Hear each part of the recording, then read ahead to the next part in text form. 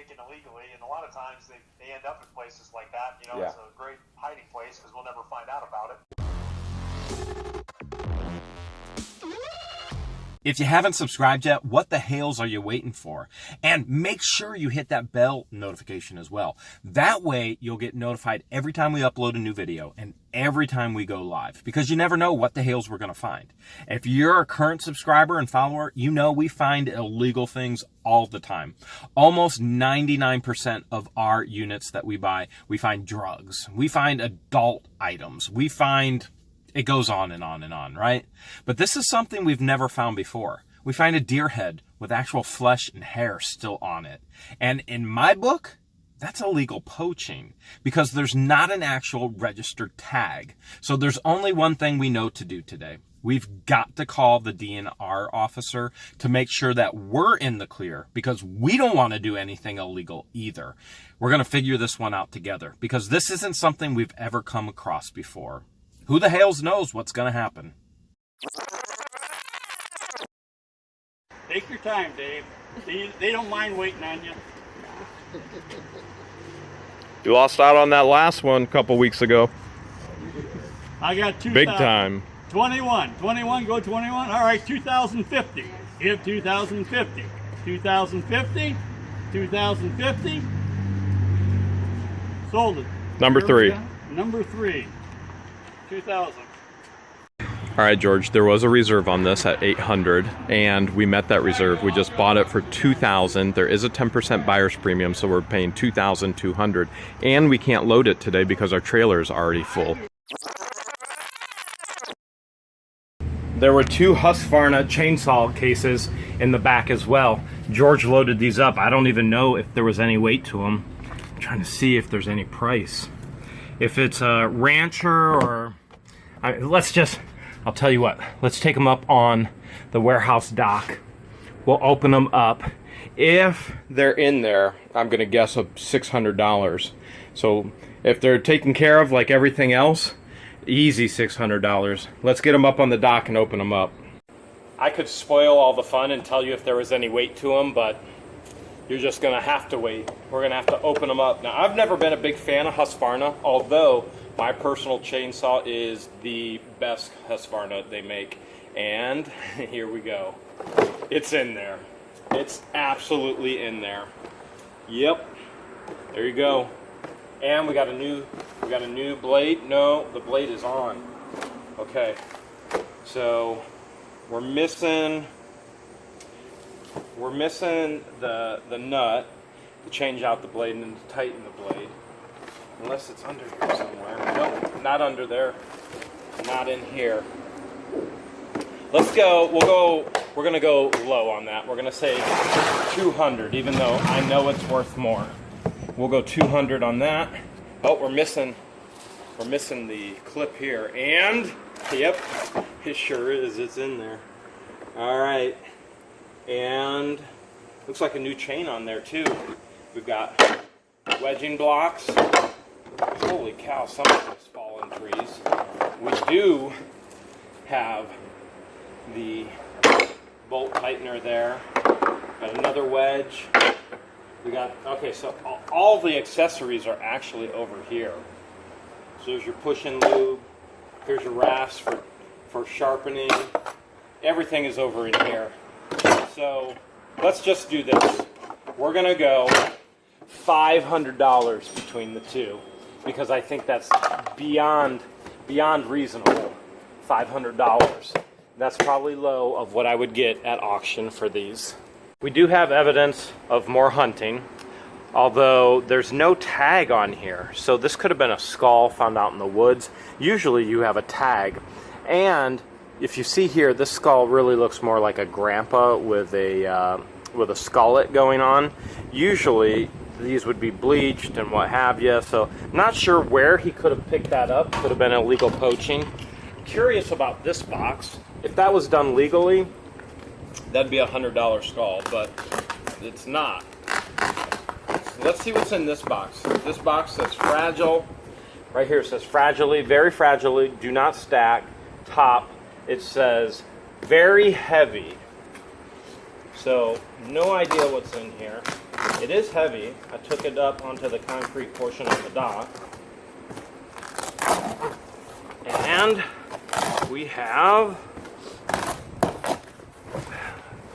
a turntable. That's what we have. We've got a Pioneer turntable. See it here? There it is. And we've got more. A whole lot more. This looks like his entire system. Now, this stuff, I gotta look it up, because depending on what it is, this stuff still has a lot of resale value. There's the equalizer.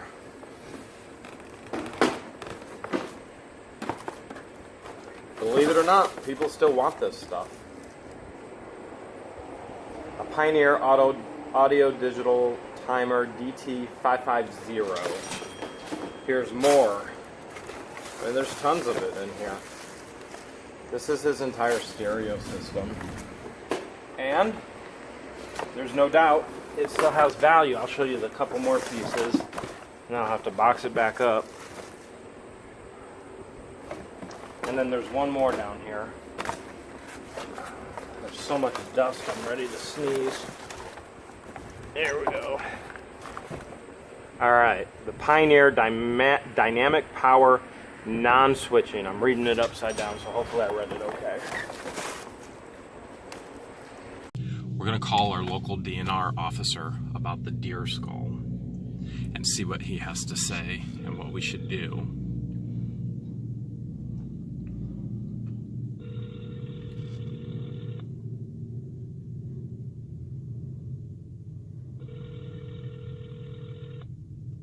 That skull still has flesh and meat and hair, and it's not tagged. It's not right.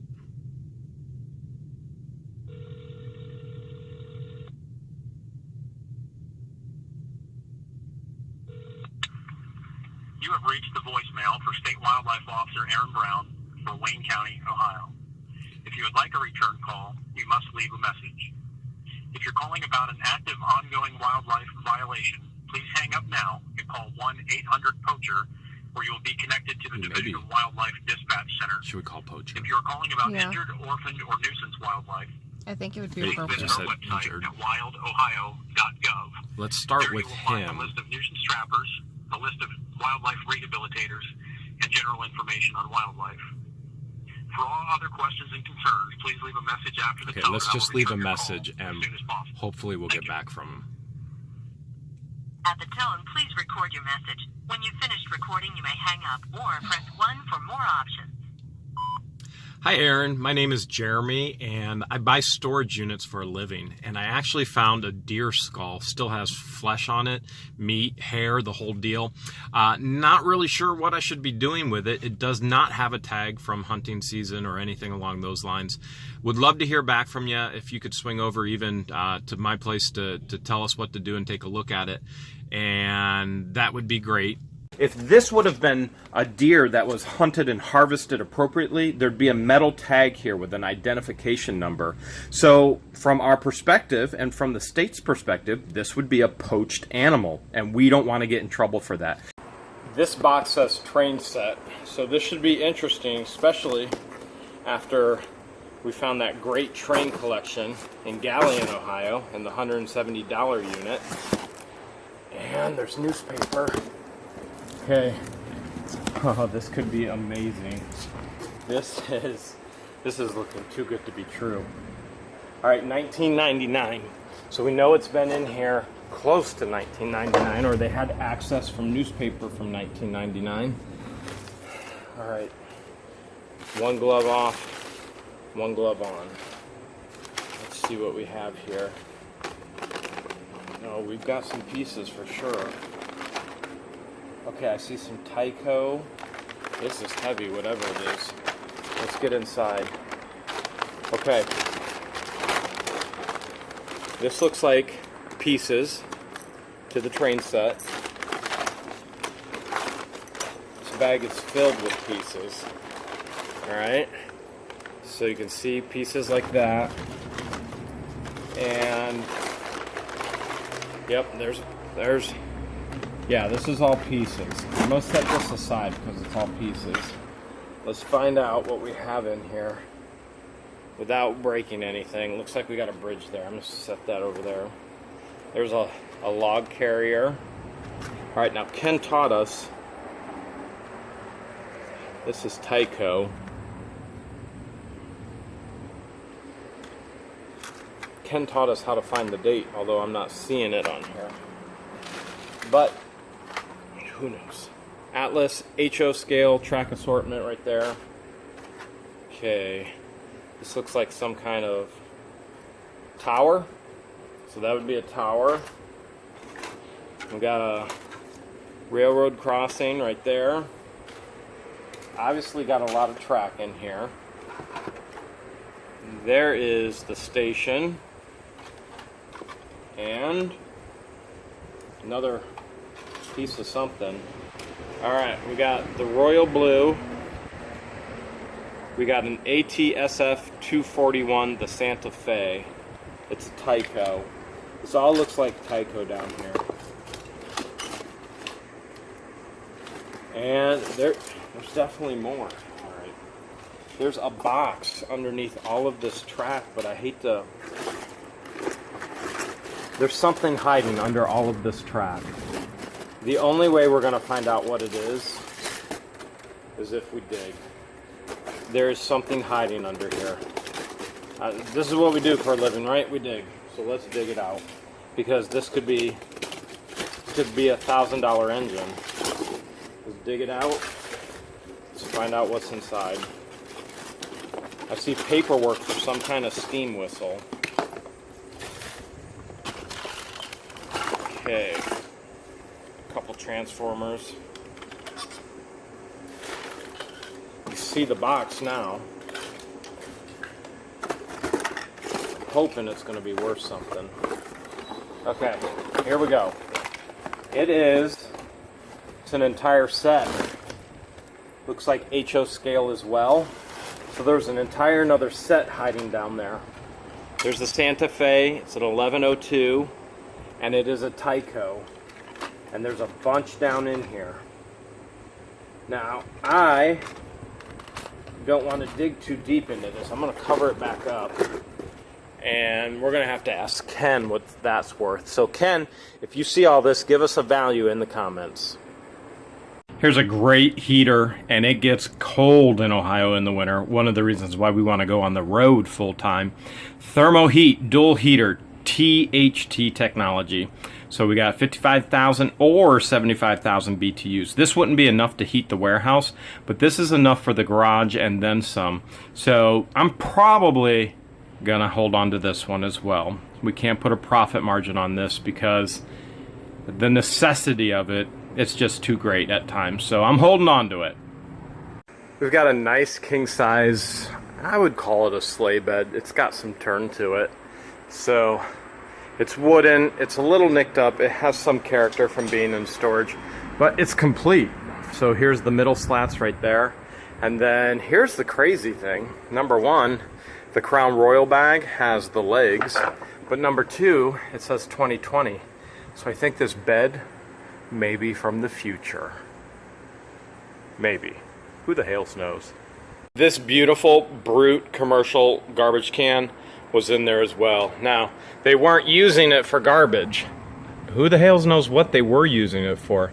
But for us, garbage cans are a premium. Ask anyone who does this on a large scale. Grimes Finds, Storage Auction Pirate, Locker Nuts, Storage Stalker, Treasure Hunting with Jeebus. You can never have enough garbage cans. Yes and no. Okay. I talked to one of our supervisors here, and I was going to give you a call first, and just kind of touch base with you. Okay. It's the whole head, the antlers. Yeah, everything, it's the head and the antlers. It still has it's odd because it's not like, you know, it wasn't taxidermied for sure because it still has a little bit of flesh there. It's got hair on it, the whole deal. Okay. And I mean, not a ton, but still, it's there, and so it's very odd. I've not found something like that before. I see. And I was thinking it was like in a freezer or something, and it's no, like eyeballs or everything. Still no, not that much. I mean, there's enough decayed. There's remnants of the hair and the flesh, and it's just. Okay. again, never found something like that. I wouldn't think anybody would even put something like that in a storage unit because of the smell, because it's still, you know, disintegrated, deteriorating, the whole deal. Sure. And you don't happen to know who so you buy basically everything in the storage unit, right? Yep. I buy them at auction. And then once I buy it at auction, I legally own everything. And this gentleman, we do know he passed away. No family or anything like that would be. Well, they told us that the family had an opportunity to actually redeem the unit, but they chose not to. They didn't want to, and so they even offered it to him. So he owed over $800 after passing, and they offered him the unit for $400, and they didn't. They said, okay, well, we're going to do it, and then they didn't, and that's pretty much what we know. Okay, well, that's interesting. Yeah, I mean, every unit has a story, and they get so interesting. I know. Well, and like you said, if it was something that was taken illegally, and a lot of times they end up in places like that, you know, it's a great hiding place because we'll never find out about it. So anything other than naturally shed antlers. So if that, you know, you go out in the woods, you find sheds, you can buy and sell those all day long because we can show that, hey, look, you know, he's not. He didn't harvest the animal. Yeah. Correct. Yeah. Now, anytime that they're attached or cut offs, anything like that. Yep. Those are obviously not naturally shed. So then you would have to have basically what's called either a signed tag, seal, or certificate of ownership, some type of receipt. Let me give you a call back, and I will let you know. All right, sounds great. I sure do appreciate you calling. Well, you're welcome. I'll get in touch with you here soon. All right. Bye-bye. All right. Thank you. Bye. If you watched the previous videos, you saw that we found a lot of waders in this unit. And not only waders, but we've got a bunch of fishing poles. And a lot of times with the fishing poles, the reels, not the poles, the reels are where the value is. So we have quite a few here. We're gonna have to look every single one of them up online on eBay. Now, for a pole to be valuable, from my understanding, the most valuable ones are the old bamboo poles. But who knows? An old Mickey Mouse pole, reel, combo.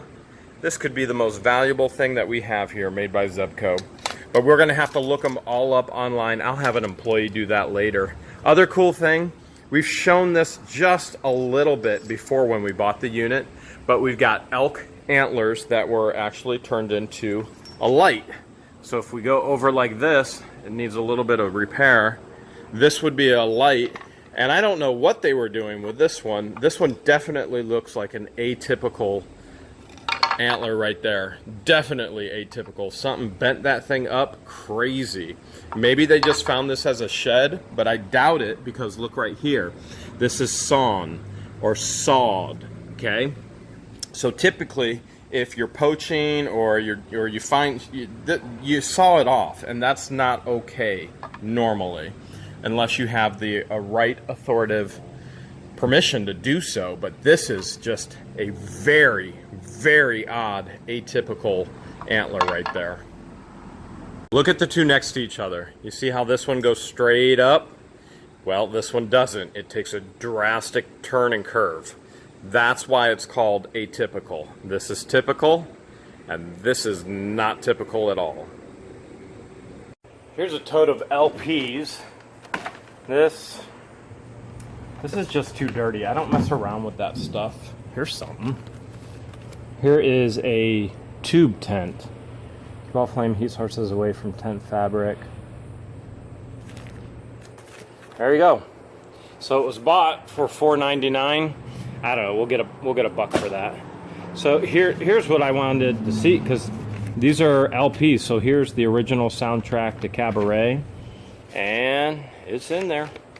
We got Cabaret, Alan Parsons Project, Pablo Cruz, I don't know who that is, West Side Story, Oliver, Bette Midler, Live at Last, and scantily clothed as well. Sammy Davis Jr. Wow, greatest hits. We've got I don't know who that is. Looks like now we're going backwards. Let's see. Hawaiian, Bette Midler, Hawaiian stuff. Here's Dire Straits. Dire Straits. See if there's anything else. There's the Moody Blues. Once upon a time in my wildest dreams. Mellencamp. There's John Mellencamp.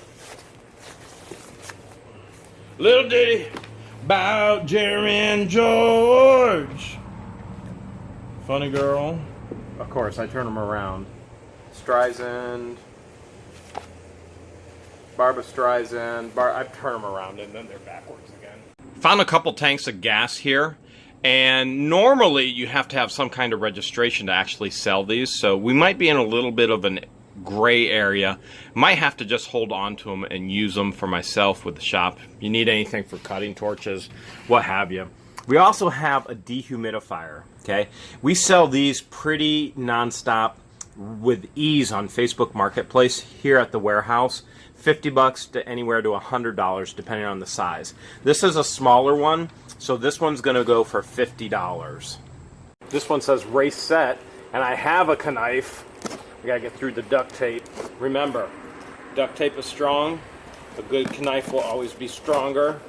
Always cut away from the sausage because that's not good. Cut towards it. Never good. All right, race set. Let's hope for the best. Let's see what we have in here.